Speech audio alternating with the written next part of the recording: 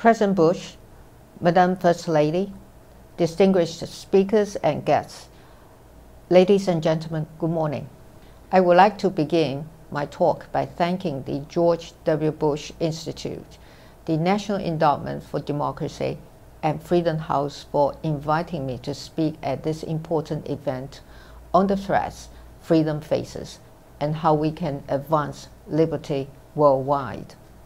Just a couple of weeks ago, in recognition of the unprecedented challenge facing democracy and its advocates, Taiwan hosted the 11th Global Assembly of the World Movement for Democracy.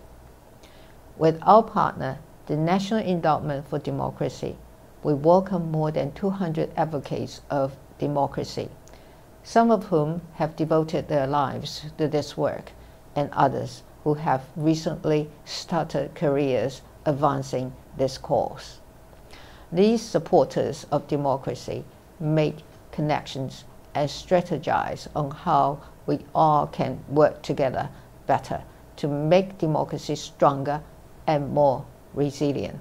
At this Global Assembly, we had the special honor of welcoming parliamentarians and members of civil society from Ukraine.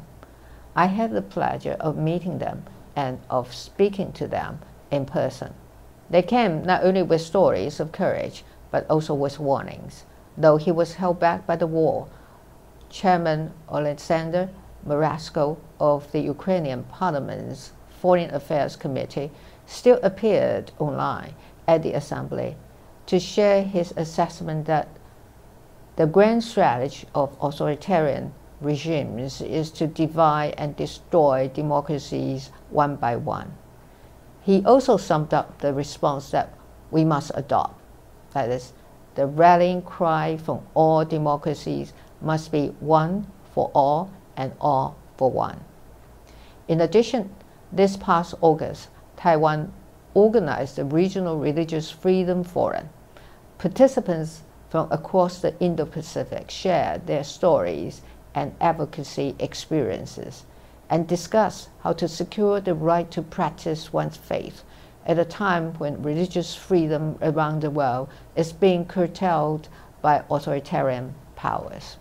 These recent events are just part of why I am very pleased to see Mr. Wilson, Dr. Twining, Mr. Abramovich, and Mr. Turkel among the speakers at this important gathering on the global struggle for freedom.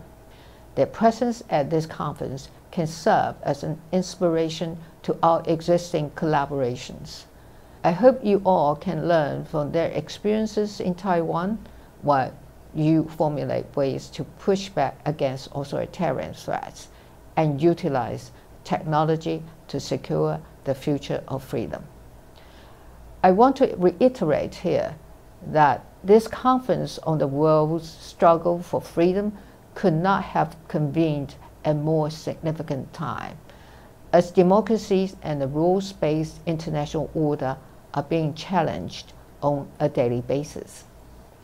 As we work to resolve the lingering effects of the pandemic on the global economy and health, the fluid political situation in many countries around the world have only added to the already long list of challenges before us.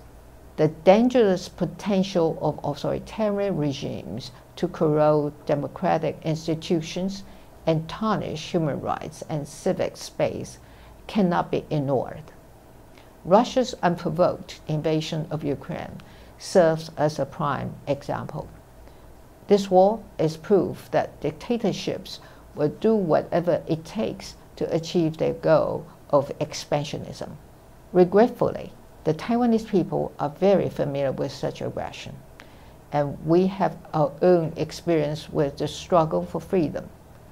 Only about 3 decades ago, members of civil society in Taiwan took to the streets. They protested and advocated for the lifting of martial law. They asked for more political and social rights for the citizens. And they advocated for the democratization of Taiwan. At the heart of the struggle was the embrace of democracy, a choice that the Taiwanese people fought for after decades of authoritarian rule. And once the Taiwanese people took this path, there was no turning back. In recent years, the beautiful island we call home has been confronted by increasingly aggressive threats from our authoritarian neighbor, the People's Republic of China. From daily military intimidations, gray zone activities, and influence operations, to cyber attacks and periodic attempts at economic coercion.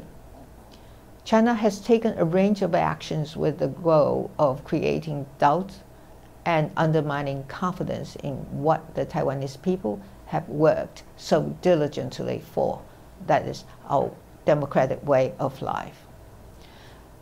But the people of Taiwan continue to meet these persistent threats with calm and composure. And the Taiwanese people have never shied away from utilizing their skills and expertise to counter authoritarian interference. For Taiwan, democracy is more than a fundamental value that unites our people. It is also a critical asset in addressing major challenges. Taiwan is now in the position to share its experience with the world and create alliance, allowing democracies to more effectively deal with crises and counter the threats of authoritarianism. As we observe Russia's illegal invasion of Ukraine from the other side of the world, Taiwan has been honored to play a role in assisting Ukraine in its struggle to defend its sovereignty and freedom. Together with like-minded partners, we will also make efforts to support Ukraine's reconstruction of its schools, hospitals, and infrastructure that have been destroyed by the war. Our efforts must not stop here. The menacing behavior of authoritarian regimes should be a wake-up call to all democracies.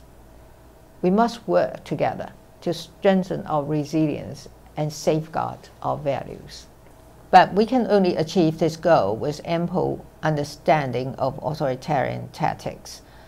That is why I'm pleased to learn that the George W. Bush Institute is already tackling important tasks such as combating disinformation, reducing corruption that fuels authoritarian governments, supporting civic renewal, and advancing human rights as national security. With all these ongoing efforts, we can now work together on countering and reducing influence exerted by authoritarian regimes worldwide. We must also strengthen the alliance of democracies to safeguard and serve the interests of the international community. I know there is an important panel in this conference on how the United States can help support democracy and human rights. U.S. administrations and members of Congress have always been staunch supporters of Taiwan's democratization and the democratic institutions we now enjoy. I hope Taiwan, along with the U.S., can now lend its support to those struggling to advocate for democracy and human rights in other countries.